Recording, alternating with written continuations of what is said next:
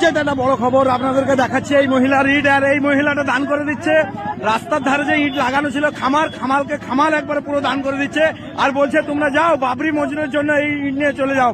তো কিভাবে দান করছে সেটা বুঝতেই পাচ্ছেন। হ্যাঁ,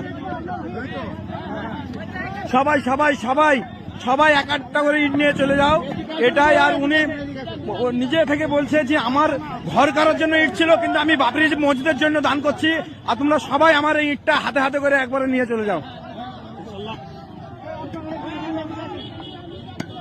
তো দেখতে পাচ্ছেন কিভাবে ইটের খামাল রাস্তা থেকে সব নিয়ে যাচ্ছে, আর এই আমার চাচি মানে দান করে দিচ্ছে, যেহেতু বাবরি মসজিদে ইটের দরকার, আর সেই কারণে দান করছে, আর সবাইকে ডেকে বলছে আমার ইটগুলো সবগুলোই নিয়ে চলে যাও। তো আপনি কি উদ্দেশ্যে দান করছেন? আমি আল্লাহর হস্তে মসজিদ হবে বলে দান করছি। ও, এটা আপনি ঘর করার জন্য নামাইছিলেন?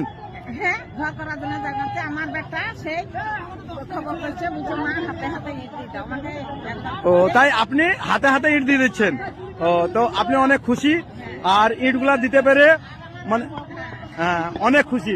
তো খামালকে খামাল পুরো ইট পুরো নিয়ে চলে যাচ্ছে, কেননা বলছে আমার যতটা ইট লাগবে, আমার যতটা সমর্থন আছে আমি পুরোটাই আমি এই দিয়ে দেবো এই ইট, তা তোমরা সবাই নিয়ে যাও, আমার খামালকে খামাল যত